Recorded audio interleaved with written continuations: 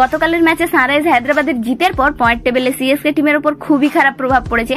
IPL এ গতকালের match ছিল Delhi Capitals versus Sunrise Hyderabad, আর সানরাইজ হায়দ্রাবাদ 67 রানে ম্যাচটি জিতে নিয়েছে। তবে দিল্লি ক্যাপিটালস এর হারে কিন্তু তাদের টিমে অনেকখানি এফেক্ট পড়েছে, কারণ আইপিএল এর হাফ ম্যাচ কমপ্লিট হয়ে গিয়েছে, কিন্তু দিল্লি ক্যাপিটালস এখনো টপ 5 এ জায়গা করতে পারেনি। তো চলো এবার পয়েন্ট টেবিলে দেখে নি কোন টিম কোন পজিশনে রয়েছে। পয়েন্ট টেবিলে 12 পয়েন্ট নিয়ে কিন্তু প্রথমেই রয়েছে রাজস্থান রয়্যালস। 7টি ম্যাচের মধ্যে 6টি ম্যাচের জিত দখল করে রাজস্থান রয়্যালস এখন ফার্স্ট পজিশনে রয়েছে। নাম্বার 2 তে রয়েছে সানরাইজ হায়দ্রাবাদ।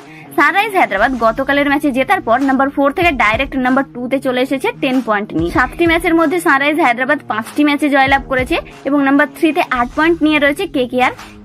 6টি ম্যাচের মধ্যে 4টি ম্যাচে জয়লাভ করে 3 নম্বরে রয়েছে। তবে সিএসকে এখন একটু রিস্কে আছে, কারণ সিএসকে 7টি ম্যাচের মধ্যে 4টি ম্যাচে জিতলেও নাম্বার 4 এ রয়েছে সিএসকে, এবং নাম্বার 5 এ রয়েছে এলএসজি। সেহেতু টপ 4 এ জায়গা করে নিয়েছে Rajasthan Royals, sunrise Hyderabad, KKR এবং সিএসকে। তো এবার অপেক্ষা কোন টিম প্লে অফ ম্যাচে কোয়ালিফাই করবে। বাকি তোমরা কমেন্টে জানাও এই 4টি টিমের মধ্যে তুমি কোন টিমকে সাপোর্ট করছো।